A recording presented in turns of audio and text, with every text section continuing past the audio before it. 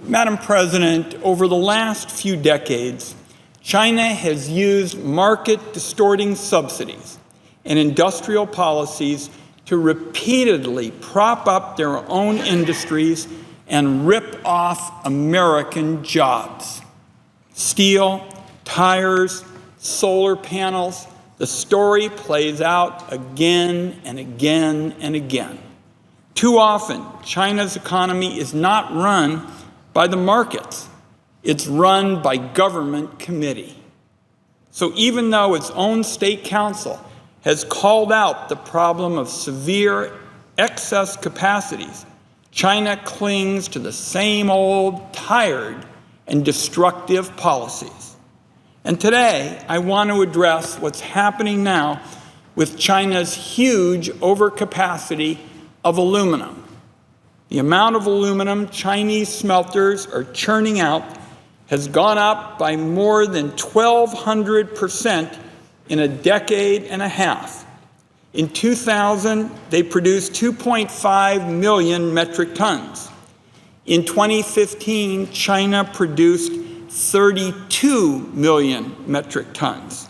When you create a glut of aluminum production, the way China has, you send the markets into turmoil, and you do enormous harm to American workers. I spoke last week at a public hearing held by the U.S. Trade Representative and the International Trade Commission about how the overproduction of steel in China is an urgent and immediate threat to steel jobs here in our country. While China's steel mills are churning out more steel than ever, America's steel towns are suffering or worse. Thousands of jobs nationwide have been lost just in the last year. Even though 1/3 of all steel produced today has no buyer, China just keeps adding and adding and adding to that glut by producing more steel. The same story is played out in the case of primary aluminum.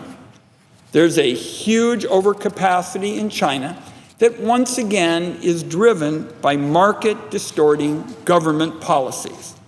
And it has unleashed a chain of events that can end in economic devastation across this country.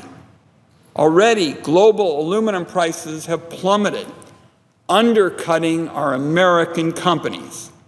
Between the start of 2011 and this upcoming June, the lights will have gone out at nearly 2/3 of the aluminum smelters in the United States. More than 6,500 jobs, good American jobs, will have been lost. And you can bet that sooner or later the damage will ripple downstream through the entire aluminum industry, which employs nearly 750,000 Americans, either directly or indirectly. In my judgment, Madam President, the United States is badly in need of a safeguard against this economic tidal wave. That's why I have chosen to stand with my friend Leo Gerard, the President of the United Steelworkers.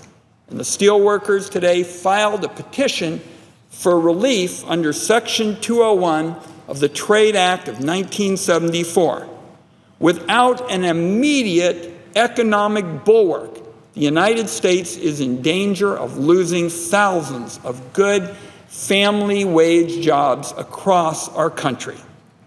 It's my view that the administration should act in this case as soon as possible to defend our workers and our businesses from economic ruin. The United States and our trading partners must ramp up the pressure on China to stop overproduction.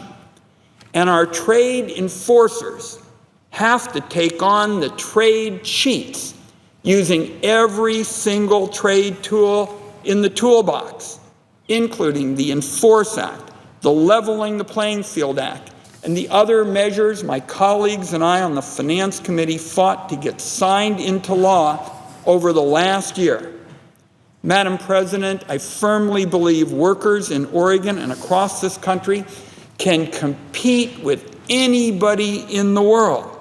But the United States cannot afford to sit idly by and watch China's destructive policies cause our aluminum industry to be wiped out. As the steelworkers have pointed out repeatedly, enough is enough. Leo Gerard and those steelworkers are standing up and fighting back. And Madam President, I am honored to stand with them. I yield the floor. And I note the